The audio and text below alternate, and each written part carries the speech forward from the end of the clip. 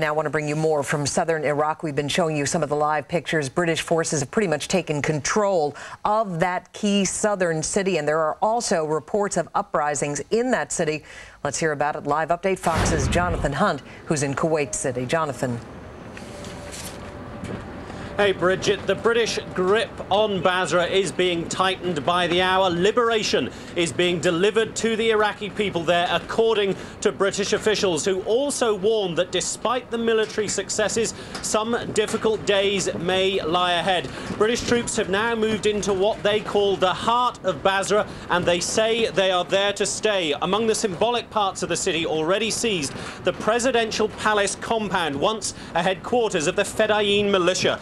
US fighter planes hit suspected militia positions overnight, and by the time the British soldiers entered the palace gates, there was apparently little sign of life. Right now, British forces are sweeping through the old part of the city, a dangerous mission which has to be done in light armoured vehicles and on foot because of the narrow, winding streets in the area.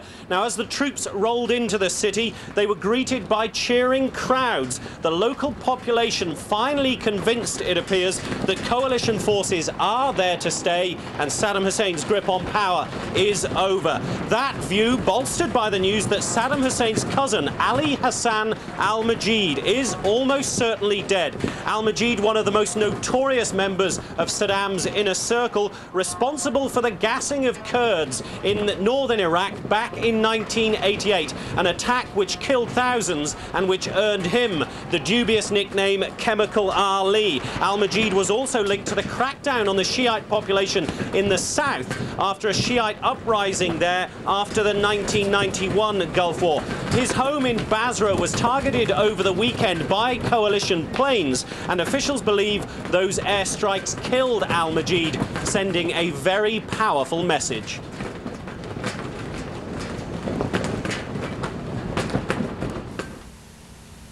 The significance of the fact that Chemical Ali has gone will show the people of southern Iraq, Basra, which was his stronghold, that the regime is finished. It is over, and liberation is now here.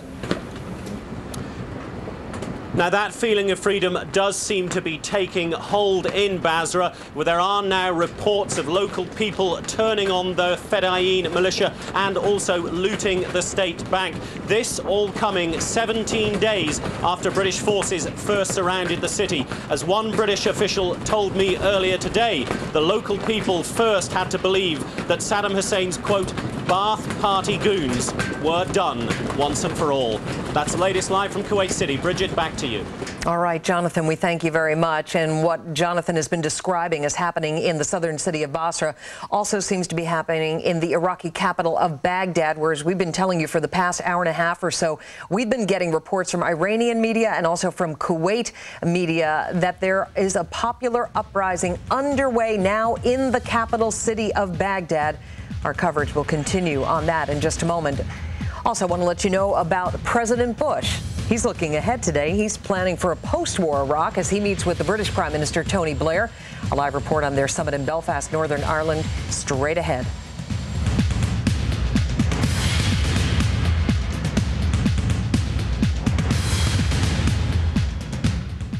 Fox News Channel. Into the heart of Baghdad. We're not on the outskirts. This is it. Live, the latest on the war first. This is Baghdad. Fox News Channel. Real journalism, fair and balanced.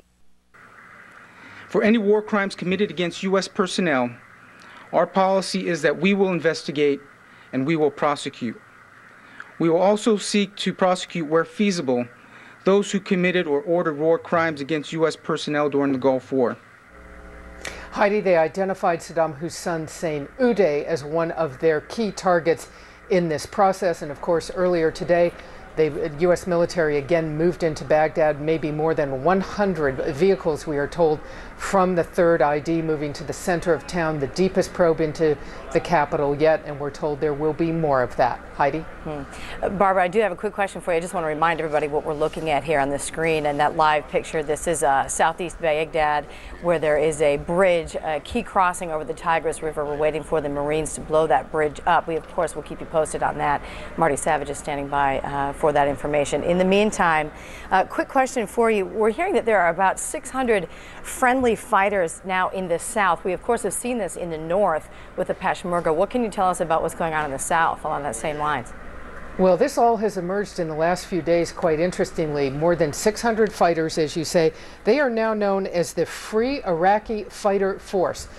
They were inserted into the south over the weekend. We are told they are made up of different ethnic groups from various areas of Iraq. They are opposition fighters, people who've been inside Iraq, and also people who are returning to Iraq. They are going to be in the south. They are going to be armed. They will be working with U.S. Special Forces. This may, we are told, be the beginning of a post-war Iraqi military, but it is already proving to be quite controversial because the well-known Iraqi National Congress leader, Ahmed Chalabi, is with them, and there is some opposition within Iraq to him because many Iraqis may feel he is being put in by the United States government. So this force is now in the south working with the U.S. military, but not clear whether they will be successful in really being a transition to a new Iraq. Heidi? All right, the very latest from the Pentagon with Barbara Starr. Thanks so much, Barbara. Coming up in this hour of CNN's coverage of the war in Iraq, President Bush strolls across the White House grounds but has the most real estate to cover once he lands in Northern Ireland. There, Mr. Bush will meet with British Prime Minister Tony Blair to discuss the world's toughest conflicts, from Baghdad to Belfast to the Middle East. And the siege of Saddam's power base. Coalition forces pound former presidential strongholds and further chase Iraqi defenders from their entrenchments. We'll take a closer look at this day of breathtaking gains for the coalition. And what was once a crown jewel of the Iraqi regime is now a prized trophy of the Allies' advance into the capital. Still ahead, a closer look at the lifestyle of the rich and famous.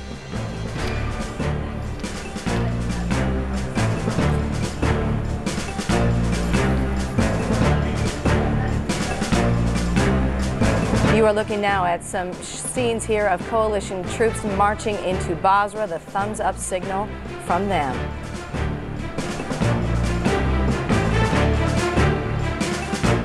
Which can prevent any of the Iraqi leadership from coming or going. CENTCOM says they will continue to apply pressure to the Iraqi regime. That pressure coming in a show of force. U.S. tanks and APCs rolling on the parade grounds in the heart of Baghdad, intended in no small part to show the Iraqi population who is now in control. The coalition forces can go where they want, go when they want. U.S. CENTCOM staying away from the notion that the conflict is over. Here's Brigadier General Vince Brooks.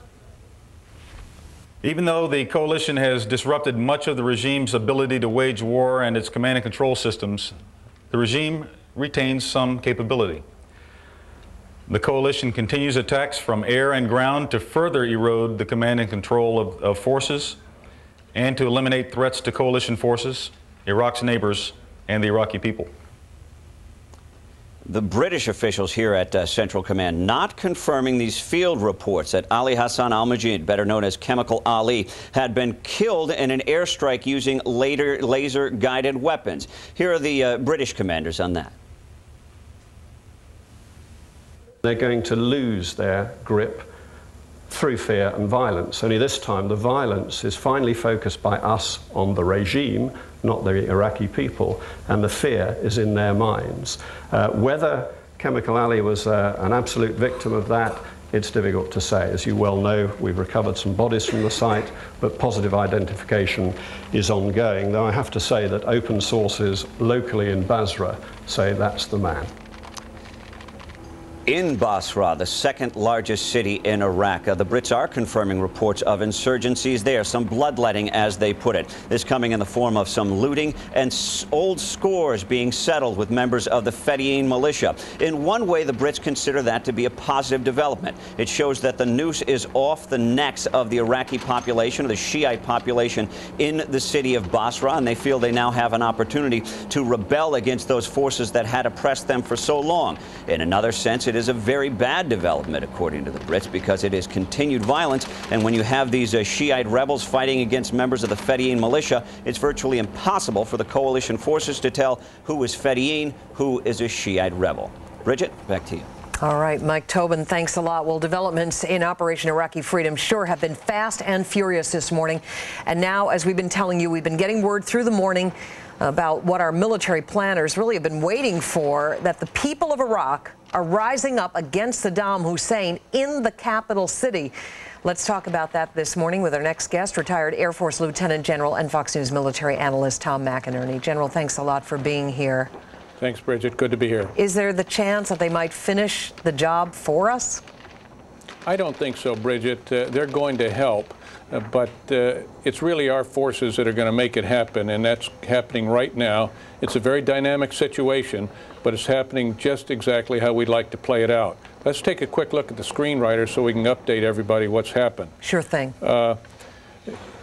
We have pockets, what you saw last night, where we seized the presidential complex there. We also have the Marines moving in here, and they've crossed this tributary, and they're seizing this area out here. And of course, you know, we have the airport where a battle went on last night, and 100+ people were killed on the enemy side. Now, this is very important because let me show you what's going behind the scenes. We have Global Hawk sitting up there, and that is a unmanned aerial vehicle, and that is got with it fighters and bombers of all services with a menu of different weapons. They've got laser-guided bombs, they've got electro-optical or TV-guided bombs, and they've got some global positioning system bombs, satellite-guided bombs that can go through the weather. Now, these are very important for us because they, in fact, are we have bad weather over there right now today, so we're having to use the GPS weapons. But the objective is clearly to expand these areas that we have got and force the enemy to attack us. And they'll do that tonight. You're going to see a pretty significant firefight probably at all 3 locations, and it may be their dying gasp. And that's what we want them to do. A lot are fleeing now. The leadership is fleeing, but they're going to have the irregulars, the special security forces, make one major attack before they get out of town. And I think that over the next several days, you'll see this thing develop very well. We'll expand those areas that we've gone in, the presidential complex on the west side, and on the east side, where the Marines have taken over. And this urban close air support, which most people have never heard of this term, was practiced at Nellis Air Force Base before this conflict began. I talked to one of the senior air commanders, the senior air commander yesterday, and he told me what a magnificent joint effort this has been. And it's been so joint, probably the most joint operation in the history of warfare. Now, what we're going into is in the close-in battle, where our air power is not so dominant, but it is still very significant because the ground forces can use lasers to designate targets either way we want to go. All right. General, want to thank you so much. Certainly do appreciate it, and we'll be checking back with you throughout the day, I'm sure of that. And straight ahead here on Fox News Live, we will take you inside Saddam Hussein's palace in Basra, a lavish building taken over by British forces in that area. We'll show you the pictures. Also, as coalition forces take hold of Baghdad, are there still fears of biological or chemical attacks? We'll be talking with a Gulf War veteran about what our troops could be going through right about now. Or is it successfully? Well, I think it can be done, but it's going to require magnanimity on the part of the U.S. administration, and it's going to require some flexibility on the part of the French and Germans and Russians who opposed this war, and those qualities have been sadly lacking to date. But if they were to try to come together, there is a way to do this, and the way to do this is to have the period in which Jay Garner, the retired American general, is running the country be as short as possible, and find a way, perhaps with the involvement of the Secretary General of the United Nations, to get a group of Iraqis, both inside and outside Iraq, to come together in some interim authority, some interim Iraqi government that would then be legitimized by the United Nations Security Council, not as a permanent government, not as the final government. That would come much later after some elections or some other processes to choose the Iraqi government, similar to what we did in Afghanistan. But if the United States insists on running the country for many, many months before transitioning to some Iraqi group that would then be able to be endorsed by the UN, that's going to be a big problem. Because what is not understood well in America, I don't think, is that unlike the war, where the United States and the British, if they didn't like what was happening on the second resolution, could just throw their hands up and say, we tried, and then go to war. In the case of the post-war period, this time the British, the Germans, the French, the Russians, they have leverage. They have a need to endorse the lifting of economic sanctions on Iraq and the allowance of international reconstruction to go in and take control of the assets there. That can't be done without the acquiescence of the opponents of this war. So both sides have to find a way to work together. Jamie, I got to get back to our embeds, but quickly here, you mentioned a short period of time before it's handed back to the Iraqis. How do we define that? Paul Wolfowitz said yesterday perhaps 6 months.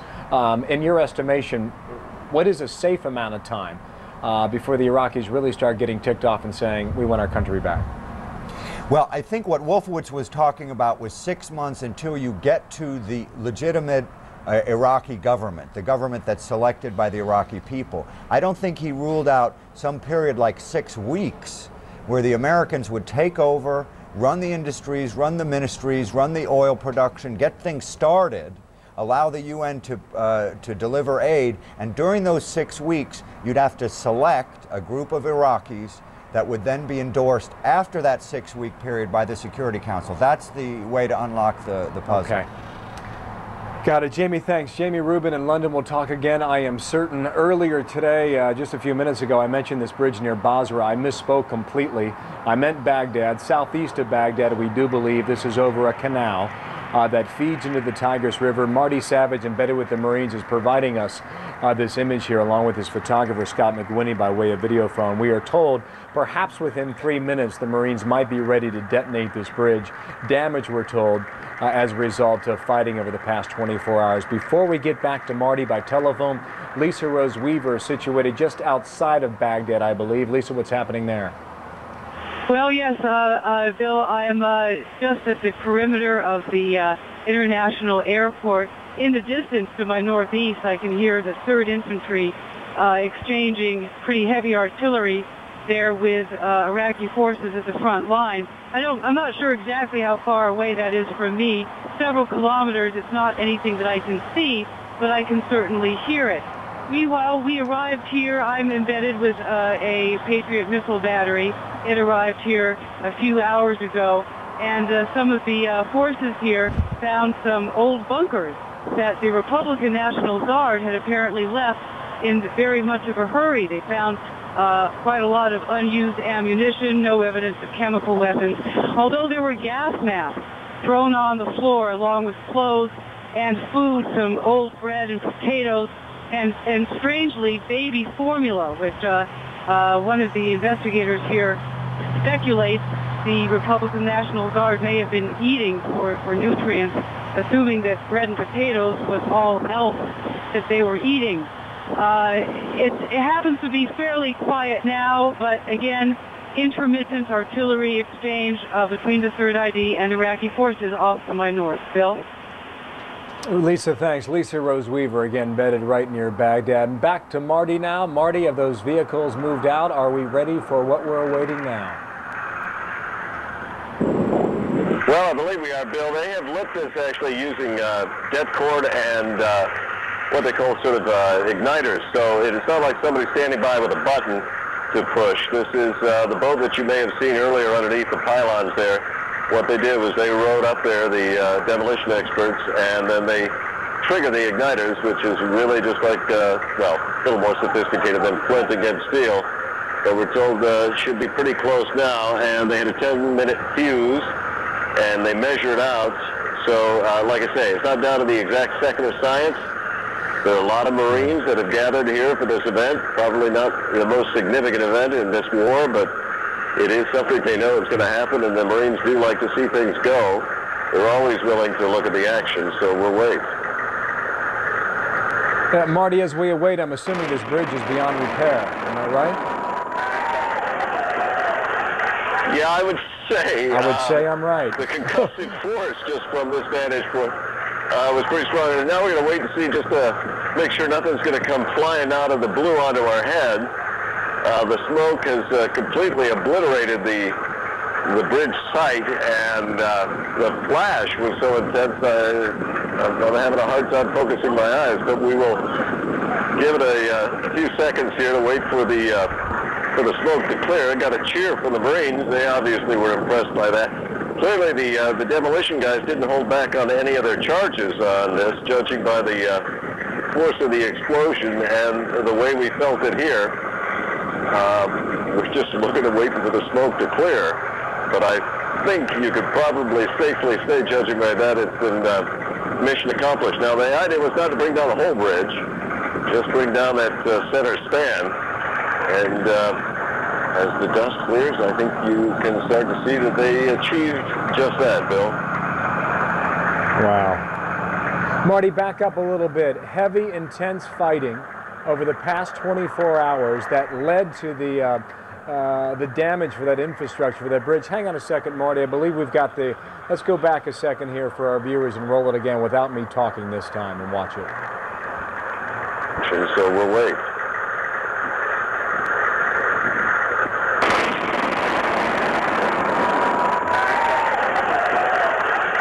Yeah, I would say... Right after that explosion, you can hear the Marines give up that holler. Hey, Marty, take us back to real time right now. What happened 24 hours ago with the intense fighting around that bridge? I should also note there are two interesting developments that we've seen over the last couple of days regarding the Shia support for the U.S. and coalition forces. Now, we saw a fatwa issued by the Ayatollah, the supreme leader in Najaf, saying that his people should not rise up against U.S. and coalition forces. They should actually support them. We also saw that the Ayatollah in Iran, who is in exile, he is the Shiite resistance movement leader. He has vowed now to come back from Iran to Iraq. Obviously, there are two key elements that show that the Shia population is gaining some, finding some support and believing that the Americans are here to stay and that the regime of Saddam Hussein is actually crumbling. So they will be put forward their support and help in the toppling of this administration. Let me quickly just go back to some of the developments today. We saw U.S. forces enter Baghdad. We saw them attacking the seat of Saddam Hussein's authority, the nucleus of his power. More than 70 U.S. tanks, 60 Bradley fighting vehicles took part in the raid, columns upon columns of American power, taking control of some of the most prominent symbols of Saddam Hussein's iron-class regime. We saw two lavish presidential palaces now in U.S. control, and the Central Parade grounds also secured. We also saw, as you mentioned, the propaganda war continuing. Information minister today saying U.S. forces aren't in Baghdad. Meanwhile, they were just some 100 yards away. He said Baghdad was safe and that the Iraqi citizens were winning this war. Back to you. All right, Jennifer Eccleston with that report. Jennifer, thank you. Dave? Meanwhile, in the south part of Iraq, British troops have taken over Saddam Hussein's palace in the city of Basra. More on that now from reporter David Bowden. He's with our sister network, Sky News. Come with me and let me show you what Saddam Hussein has spent some of his smuggled oil revenue on. This, remember, just one of his palaces here in Basra. We go through the big, heavy front door and into a vast entrance hallway. On the floor, as everywhere throughout, marble flooring and intricate detailing. As we move towards the stairs, you can see throughout the house more marble, more beautiful woodwork, beautiful paneling. Every tray on the stairs is marble, as far as I can work out. The detail on some of the paneling is magnificent. Somebody spent a lot of time and a lot of Saddam's money on detailing all of this beautiful, beautiful marquetry. If we move around the corner, the crunch of glass. When the military came in here, they weren't to know that there was no opposition. But when they got here, Saddam wasn't at home. Again, perhaps ironic given what's happened. Is that a white dove of peace on Saddam's wall? Who knows? Moving further up, again, we're taken in just by the vast size of the area of this place. But for me, the best part of this house, the most beautiful part, is the delicate, almost dovecot-like roof space. Beautiful stained glass, intricate tile work, pastel colours. As you move through, again, openness. There's not a stick of furniture in this house at all. Nobody has lived here, certainly in the last few months, I suspect, probably never. But if you wanted to go to the loo while we're here, there's one for every room, and not just any old toilet. This is what passes as a WC in Saddam's house. I'm no expert, but these fittings look, at the very least, to be made of gold plate, if not the real McCoy all the way through. But let me show you. When they say buying a house is all about location, location, location, look at the location Saddam built his house here in Basra.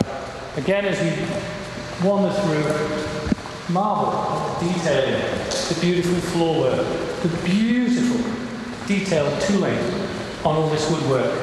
But then coming to what must be a sunroom, somewhere to take your afternoon tea while you're talking to your generals, and walk out here onto the terrace, and you'll see the beautiful vista, the palm trees in the distance, and in the forefront, the Shat al-Arab, boats ploughing up and down it.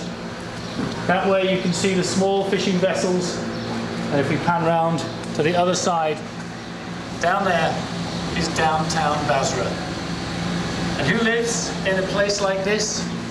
Well, Saddam Hussein lives in a place like this. That's who. Or he used to, anyway. No longer. Well, British troops now control much of Basra, the city that you just saw. It is Iraq's second largest city. And you saw those palaces, but what about the people? With little water and food to go around, Iraqi civilians are reported hungry and thirsty, but help is on the way. Stay with us. Our coverage continues in a moment.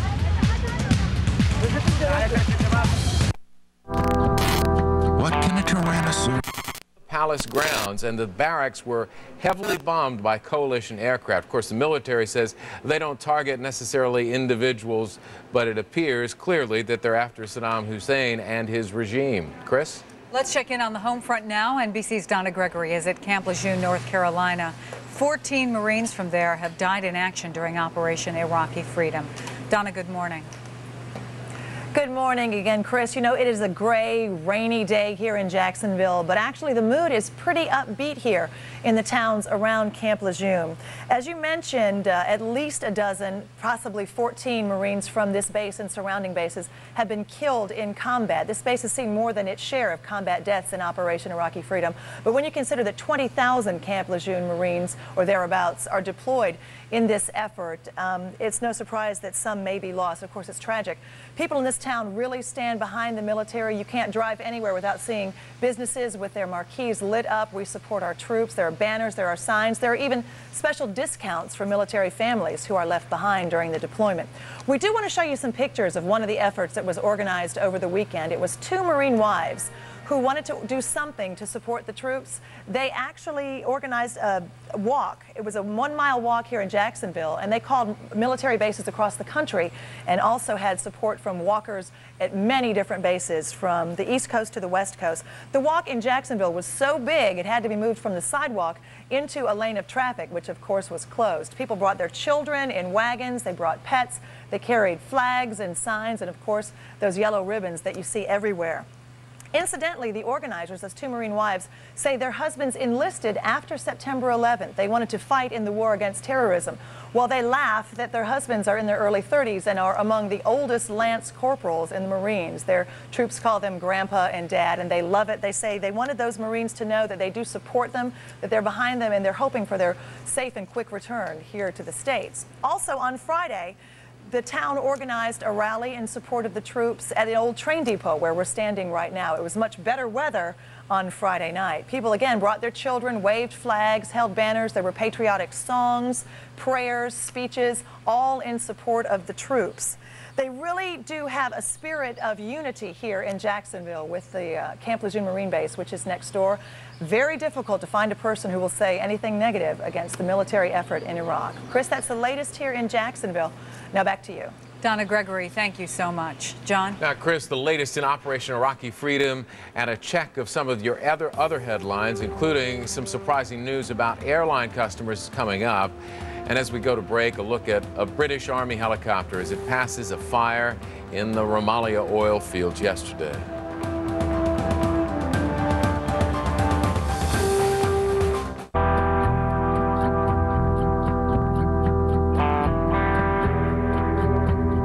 What can a seaplane teach us about financial advisors? The best ones take you where others can't. At Wachovia Securities, we learn from the world around us.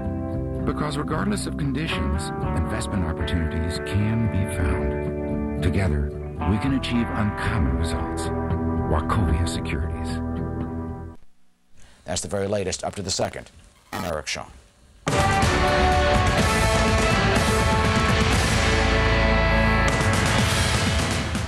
The Army's 3rd Infantry Division in the forefront of the Battle of Baghdad, very much in the danger zone as coalition forces face the continued threat of biological and chemical weapons. Joining us with some insight about this is Sgt Brad Baker, a former U.S. Army Ranger with the 3rd Infantry Division and a veteran of the 1991 Gulf War. Thank you very much for being here. Thank you. I was a former Army Ranger, and I was with the 82nd Airborne during the first Gulf War. Oh, I beg your pardon. I had the wrong information here, but it's very good to have you here.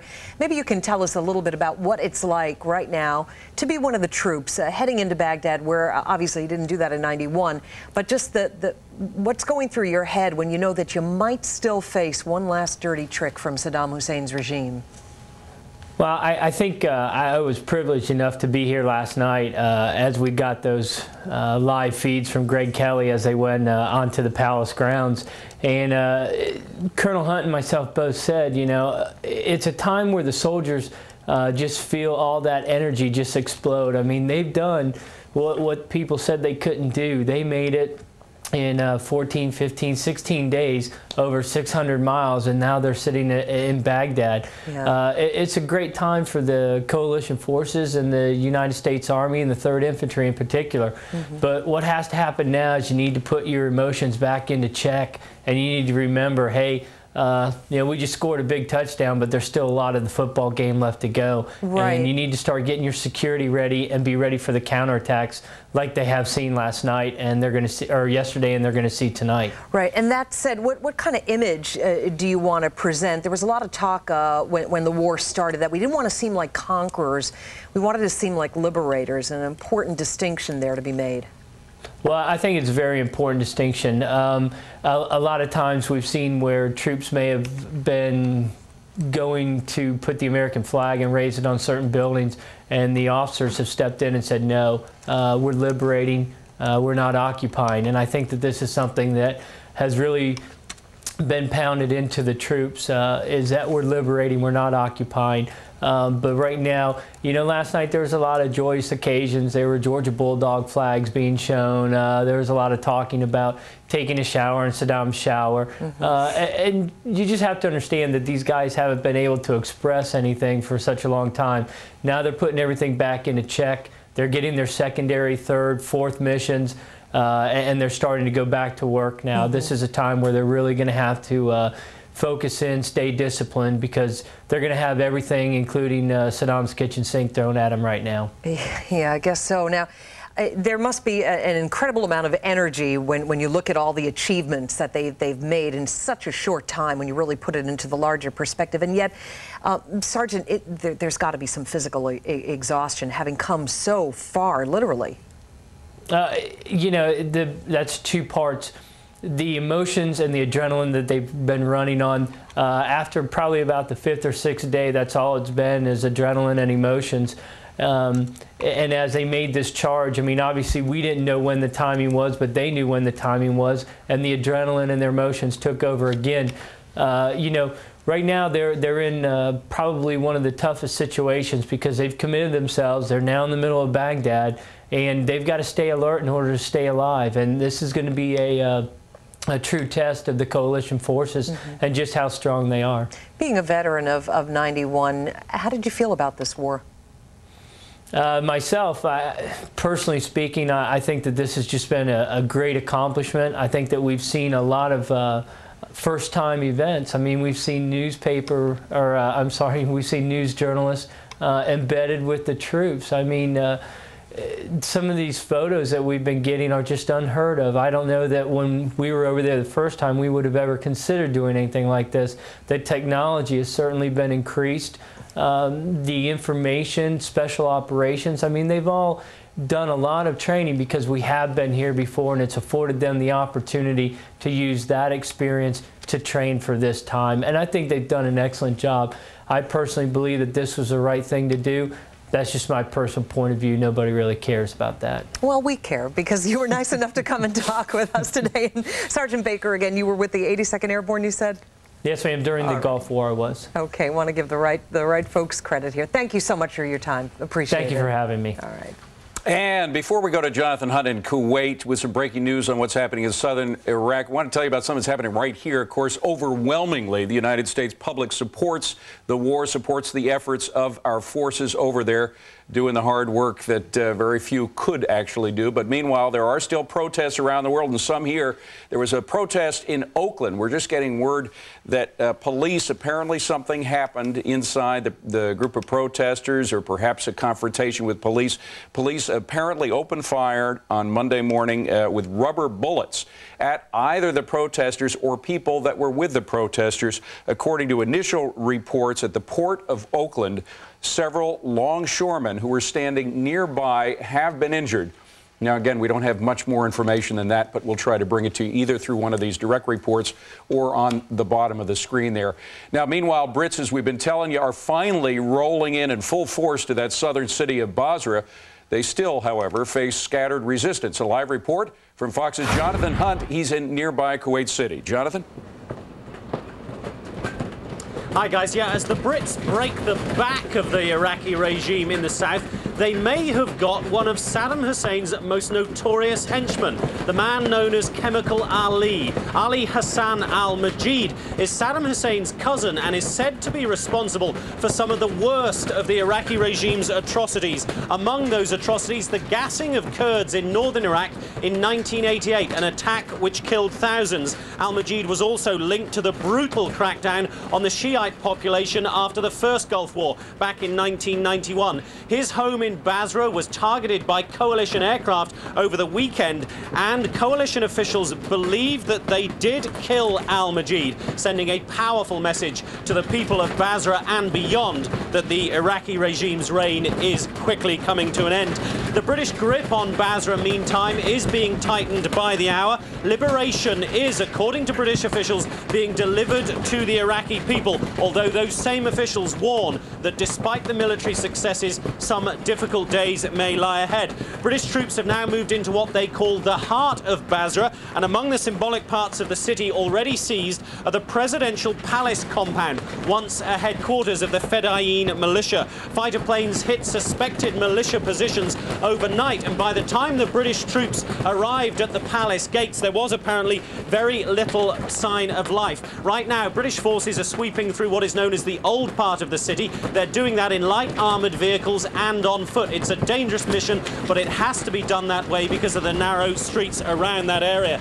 Now, as the British troops rolled into the city, they were apparently greeted by crowds cheering and waving, clearly pleased to see coalition troops in the heart of downtown Basra, and clearly finally believing that the reign of Saddam Hussein and his brutal henchmen in Basra may be coming to an end. There are reports now coming through of local people turning on local militias there and killing them. It does seem that the end of the Iraqi regime in Basra is upon us right now. That's the latest live from Kuwait City. Back to you guys in New York. All right, Jonathan Hunt in Kuwait. Jonathan, thanks. And as we've been saying all through the morning, so many new developments, and want to get you up to speed now on how Wall Street likes it or doesn't. And Brenda Butner is joining us now. They seem to like it, no? Absolutely. Stocks shooting higher right from the opening bell. The market's ready to rally as swiftly as the Allies are marching through Baghdad. The hope on Wall Street is that the end of the war will come quickly now. What are the latest numbers nearly halfway through the trading day this Monday morning? Well, there's the Dow. It's up 176 points. The Nasdaq gaining 36. The S&P better by about 18. As is the case with many up days, volume is on the heavy side. We often see light days for down days these days.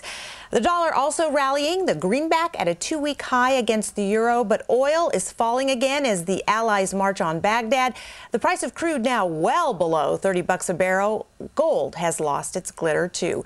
This often happens when stocks start to shine again. In fact, all of the Dow's 30 components are in the green except for AT&T. Aluminum giant Alcoa, one of the best performers, the blue chip, posted a better than expected first quarter earnings report after Friday's closing bell. Home Depot is also repairing its battered share price, rising more than 1% after an analyst for Bank of America raised its estimates and price target. And internet portal Yahoo also up on an upgrade.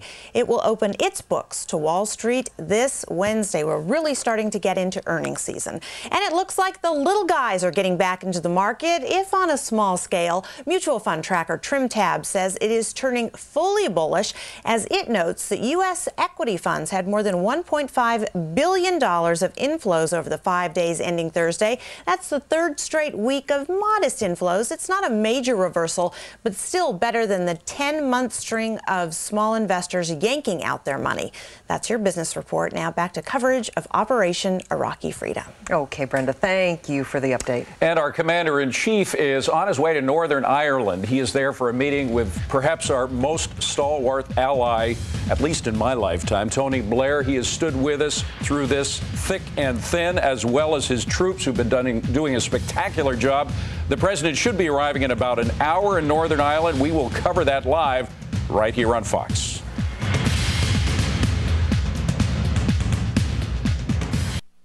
And balanced Fox News Channel. The Pentagon revealing interviews, rare insight with the military, exclusive reporting live from the front line with our troops, breaking news throughout the region. The pulse of the Mideast made clear. Fox News Channel, real journalism, fair and balanced.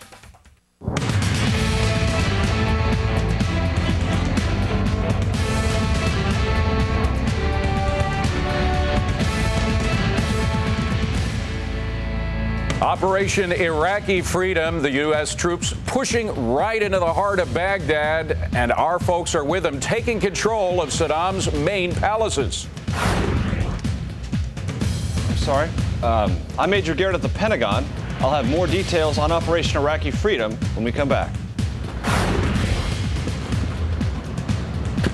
British troops tighten their grip on Basra, and coalition airstrikes may have killed the man known as Chemical Ali, one of Saddam Hussein's most notorious henchmen. I'm Jonathan Hunt in Kuwait City. I'll have that story coming up. As U.S. troops roll through the capital, why is Saddam's regime still saying that Saddam is in control? Those stories and all the breaking news, we've got a lot of it right here on Fox News Live.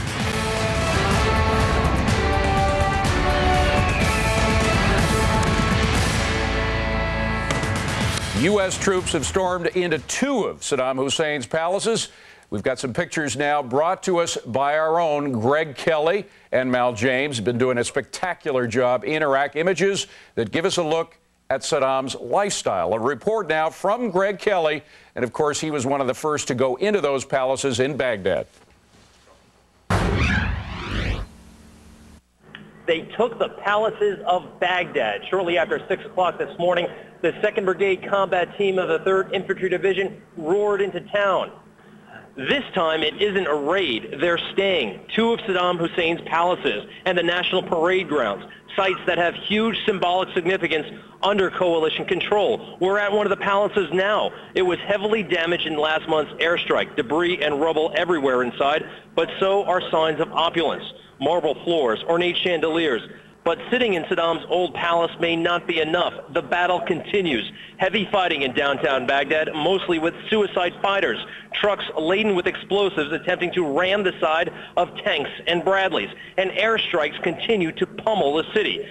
It was a huge day for coalition forces, but the fighting rages on. They're telling us that they have a lot of work left to do. From Baghdad, Greg Kelly, Fox News. Meanwhile, coalition forces are battling for Baghdad itself for the full control of the city, and the Brits say they have taken much of Basra in the south. Let's get a live report now from Major Garrett. He joins us from the Pentagon. Hi, Major. Yeah, somewhat less startled, Major Garrett, than I was just a second ago, David. Sorry about that. It's a fluid reporting environment here at the Pentagon, and sometimes the live camera turns on just a little bit earlier than I expect.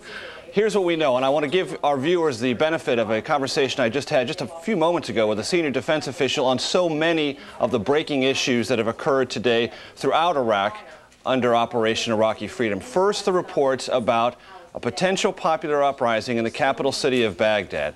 Senior defense official now tells Fox that, quote, "We know very little. We have heard these reports. We can say as a general principle that Iraqis are coming forward in increasing numbers throughout the country to show their displeasure with the regime and to rise up. But as for Baghdad itself, we have very, very little significant or concrete information to confirm these reports.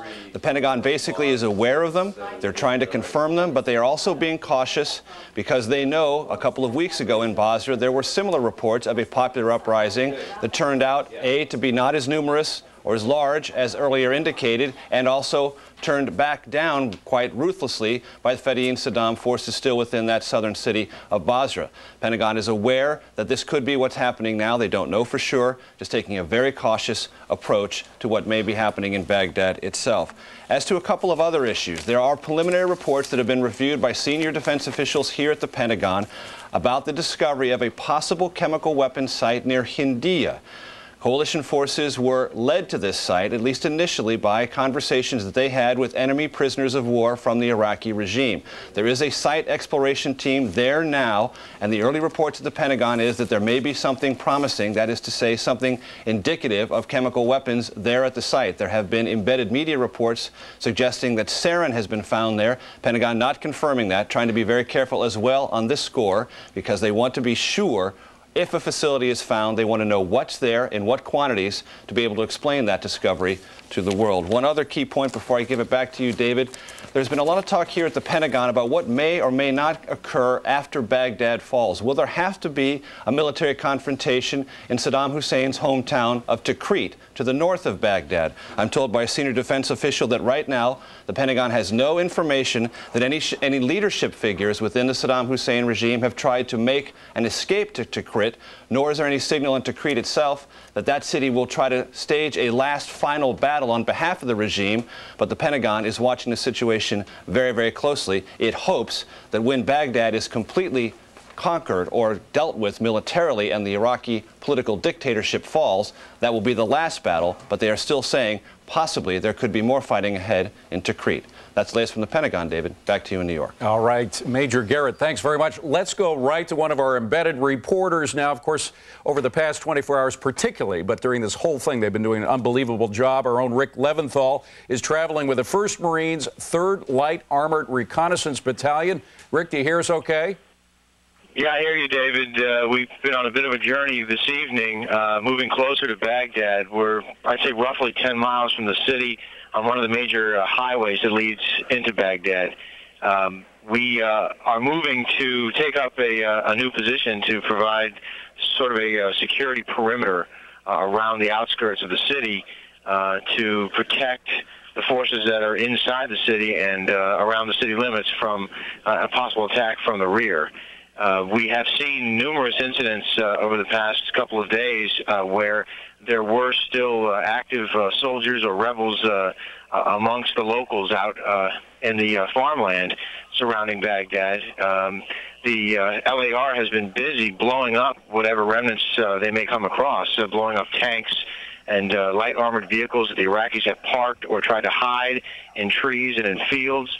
They've also destroyed a number of heavy artillery pieces, anti-aircraft weapons, and that sort of thing. That kind of activity continues. There's also an airfield that's been set up on the outskirts of Baghdad that that the Marines are now guarding and getting ready to use to bring in supplies and support. But in the meantime, the 3rd LAR is now, we have just pulled off the side of the road and are setting up for the night, but this journey will continue. An interesting note, David, as we were driving towards Baghdad, we saw a steady stream of locals driving the other way in bobcats, those little like construction vehicles with a small like backhoe on the front, and many of them are loaded down with generators. Clearly, there's been some looting going on. We've seen other evidence of that. We saw people looting a military compound that we passed a couple days ago, but in this case, these look like brand new construction vehicles, new bobcats, little ones that they're driving down the highway, and in the scoops and on the backs, they piled up brand new generators, and we saw probably 40 or 50 generators and well over 15 to 20 of these bobcats. All right, Rick, I hate to ask you, but if you could just stand by, we've got some local news, that is national news. We have to bring our viewers as well as we're looking at live pictures, not right now. This is Abu Dhabi television. Oh, yes, I'm sorry. This is Abu Dhabi. These are live pictures coming from Baghdad. Apparently, this is some pretty heavy shelling going on.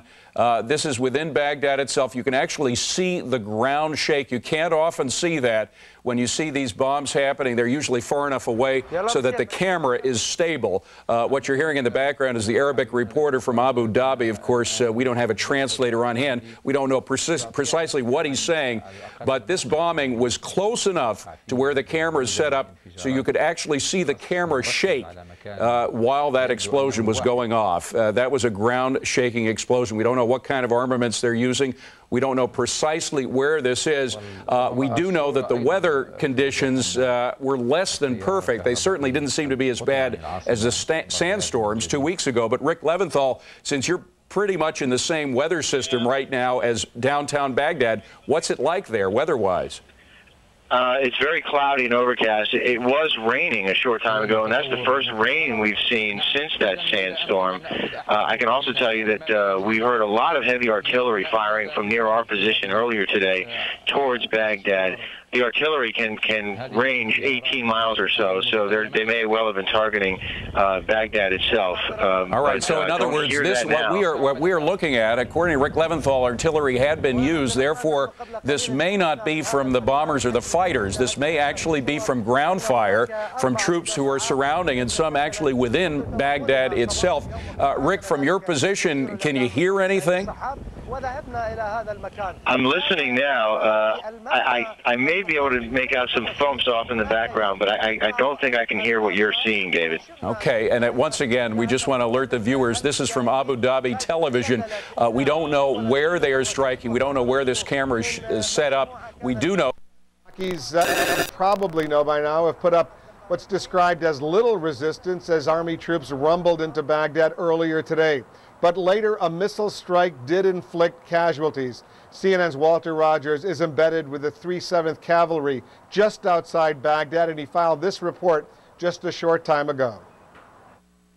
The casualty toll on that Iraqi rocket attack against a U.S. Army command post is now considerably higher than previously reported. We're told there are 15 U.S. soldiers wounded, some of them quite seriously, and we're also told there were 4 dead in that attack. 2 of the dead are said to be journalists. What apparently happened was that the 2nd Brigade, 3rd Infantry Division command post was set up south of the city. This while other units of the 2nd Brigade rolled into Baghdad again this morning. An Iraqi approached the area with a missile, fired the missile, and took a terrible toll on U.S. soldiers, again with a single rocket. Of course, this is in response to, or the price that is paid for, more U.S. tanks rolling into Baghdad. CNN has been told by U.S. Army sources there are now 3 battalions of the 2nd Brigade, 3rd Infantry inside Baghdad, and those 3 battalions are not there on a temporary foray as in the previous 2 days. Those 3 battalions intend to stay in the city and occupy it, this according to U.S. Army sources. Walter Rogers, CNN, with the U.S. 7th Cavalry on the outskirts of Baghdad. And as we know, the push into Baghdad is not without cost today. Several Americans have lost their lives. Let's talk with our Pentagon correspondent, Barbara Starr. What's the latest from there, Barbara? Well, officials here are underscoring what Walt just said. The push to Baghdad, inside Baghdad, continues. Officials saying they are sending the message to the regime that they are no longer in charge, and it is expected the U.S. presence inside Baghdad will only grow. Now, earlier today here at the Pentagon, officials also laid out a plan saying that the U.S. military will gather evidence of war crimes in Iraq against both Americans and Iraqis, and that they are getting prepared to possibly prosecute both Iraqi military and regime leaders for those war crimes. Officials saying here they may hold military trials, or they may even bring Iraqis back to the United States for prosecution. Here's what one official had to say. War criminals will be prosecuted. The day of Iraq's liberation will also be a day of justice. For any war crimes committed against U.S. personnel, our policy is that we will investigate and we will prosecute. We will also seek to prosecute where feasible those who committed or ordered war crimes against U.S. personnel during the Gulf War. And officials identified Saddam Hussein's Uday as their top suspect for possible war crimes prosecution. Wolf? What about these Iraqis, these resistance group, approximately 600, Barbara, that have now been flown to southern Iraq, the Iraqi National Congress supporters, those opposed to Saddam Hussein? What's that mission all about? Well, the Pentagon is now identifying these people. Let me give you the name. They are now going to be known as the Free Iraqi Fighter Force. Now, officials saying that this is more than the Iraqi National Congress, that there are people representing various groups, including Shia from the south and other groups inside Iraq, that these are fighters who are friendly to U.S. forces, who will be there working alongside U.S. Special Forces in southern Iraq, possibly becoming the nub, as it were, of a new Iraqi military force. But you are right, Wolf. This, so far, the most visible element of this new fighter force is Ahmed Chalabi, the head of the Iraqi National Congress, known to be a candidate by some elements of the Bush administration for a very prominent post in post-war Iraq, but also a lightning rod for a lot of controversy in the Arab world, because many feel he is basically someone supported only by the United States government. So it remains to be seen how much broad support he will have inside Iraq, but now these fighters are on scene. Wolf? Barbara, yesterday when I interviewed General Peter Pace, the Vice Chairman of the Joint Chiefs of Staff, he called the initial thrust into Baghdad proper an armored raid, in effect. There are more underway today, as we all know. What's the purpose? Will they stay there, or are they going to go back out to their more secure locations on the outskirts of the city? Well, they are working their way through Baghdad sort of grid by grid, as it were, and there's absolutely no indication that they are planning to leave. All officials are saying, both publicly and privately, the U.S. presence will only grow, that there is still some concern about Iraqi fighting in the city. They are particularly concerned about the east side of Baghdad, a place called Saddam City, where there is a large Shia population. They don't believe they have control over that yet. They're very concerned about the Iraqi regime moving against the Shia inside Baghdad. But as for the rest of it, they are just going to continue to stay and take away further and further control from the Iraqi regime inside the capital. Wolf? Barbara Starr at the Pentagon. We'll be checking back with you, of course, throughout the day. There will be a Pentagon briefing, I'm told, later in the day as well. CNN, of course, will have live coverage of that. In the meantime, there's more fallout developing from that incident over the weekend.